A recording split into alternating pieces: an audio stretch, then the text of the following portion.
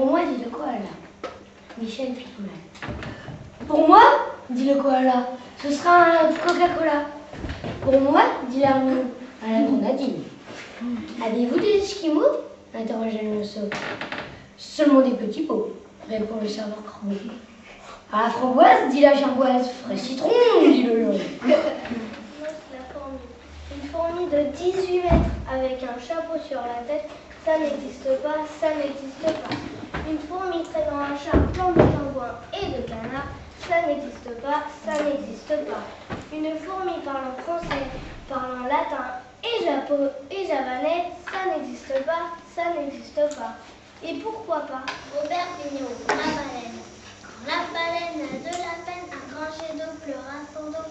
Dans de larmes, elle vacarme que son chagrin sous les marins. Et sa souffrance est si intense que ses sanglots, ça l'éclot. Un petit lapin se cachait dans le jardin. Cherchez-moi, coucou, coucou, je suis caché sous un chou. Comment l'aimer? Il se moque du fermier. Cherchez-moi, coucou, coucou, je suis caché sous un chou.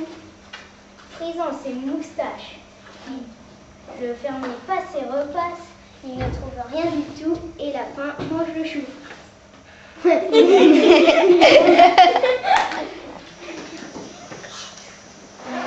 Le tamanoir. Il fait noir dans le manoir, disait un tamanoir. Il alluma sa bougie et devinez ce qu'il vit. Un chat noir sur une poire. Une noix sur un petit pois. Un oiseau sur un poireau.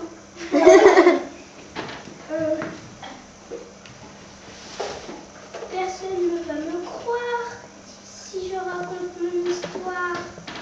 Se lamenta le tamanoir. La vache. Si la Terre était une vache, ce serait particulier. Ses continents seraient ses taches et elle goûterait la voie lactée. Les enfants vivant dessus auraient du lait à volonté. Ce serait la plus dodue des planètes répertoriées. La science serait tentée de répondre à cette question. Quelle est donc l'utilité de cette queue à l'horizon? Pas besoin d'être ingénieur pour trouver la solution.